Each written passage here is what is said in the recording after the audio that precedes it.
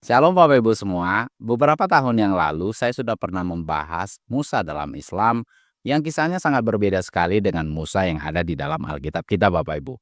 Misalnya baju Musa pernah dilarikan batu, Musa menampar malaikat maut, yang tentu saja hal itu tidak akan kita temukan di dalam Alkitab kita. Nah, kali ini saya akan mengajak Bapak Ibu semua untuk melihat sisi lain dari Musa Islami ini yang dituliskan di dalam Al-Quran. Dalam Alkitab, pada waktu Musa melarikan diri dari Mesir, dia menolong 7 perempuan Midian, sementara dalam Al-Quran dituliskan dia menolong 2 perempuan. Nah, kita lihat dulu sejenak Bapak Ibu seperti apa yang dituliskan di dalam Alkitab kita. Kita bisa temukan dalam kitab Keluaran 2 ayat 15, tetapi Musa melarikan diri dari hadapan Firaun dan tiba di tanah Midian. Lalu ia duduk-duduk di tepi sebuah sumur. Adapun imam di Midian itu mempunyai 7 anak perempuan. Mereka datang menimba air dan mengisi palungan-palungan untuk memberi minum kambing domba ayahnya. Maka datanglah gembala-gembala yang mengusir mereka. Lalu Musa bangkit menolong mereka dan memberi minum kambing domba mereka dan seterusnya.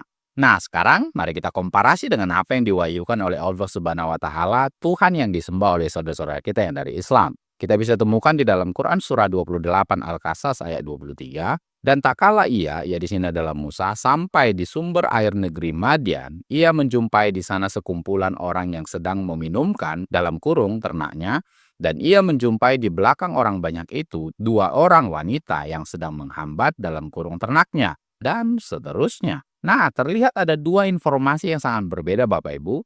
Musa dalam Alkitab menolong 7 perempuan, sementara Musa dalam Al-Quran menolong 2. Dan kalau ini diklaim berasal dari Tuhan yang sama, saya pikir tidak mungkin Bapak Ibu, karena Tuhan dalam Alkitab tidak mungkin lupa.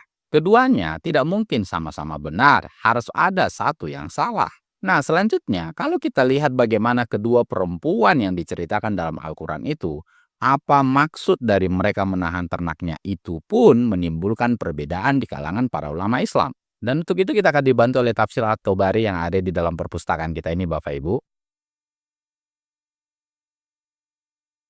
Di dalam tafsir ini Bapak Ibu, ahli takwil berbeda pendapat tentang kedua wanita itu menahan hewan ternak mereka dari apa. Sebagian ahli takwil berpendapat bahwa kedua wanita itu menahan hewan ternak mereka dari air. Hingga hewan ternak orang banyak pergi, baru kemudian mereka berdua memberi minum hewan ternak mereka karena mereka lemah.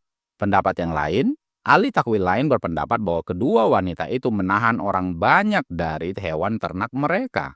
Takwil yang lebih utama untuk disebut sebagai takwil yang benar adalah yang mengatakan bahwa makna ayat ini adalah kedua wanita itu menahan hewan ternak mereka dari orang banyak, hingga orang banyak itu selesai memberi minum hewan ternak mereka.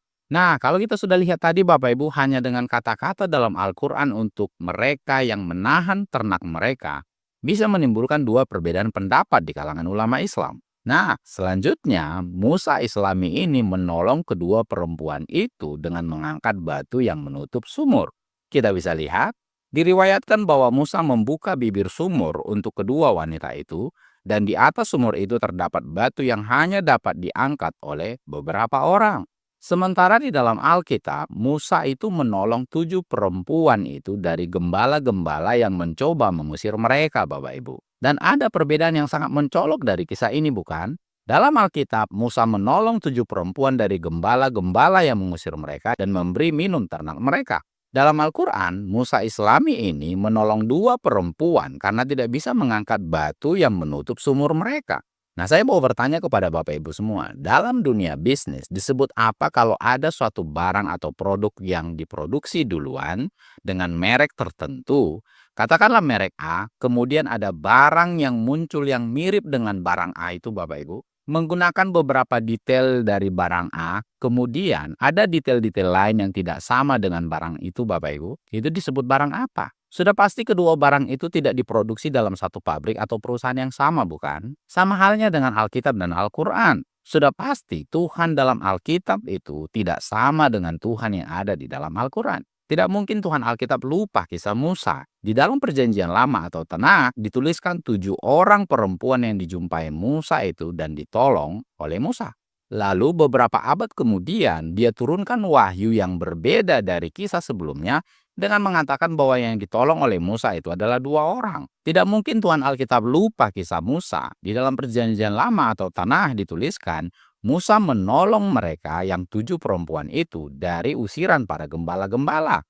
Nah, lalu beberapa abad kemudian dia turunkan wahyu yang berbeda dari kisah sebelumnya. Musa menolong 2 perempuan membuka sumur itu karena batu yang menutupi sumur itu sangat berat. Hubungkan dengan produk atau merek yang saya sebutkan sebelumnya. Bagaimana respon Anda untuk hal itu? Silakan tuliskan komentar Anda.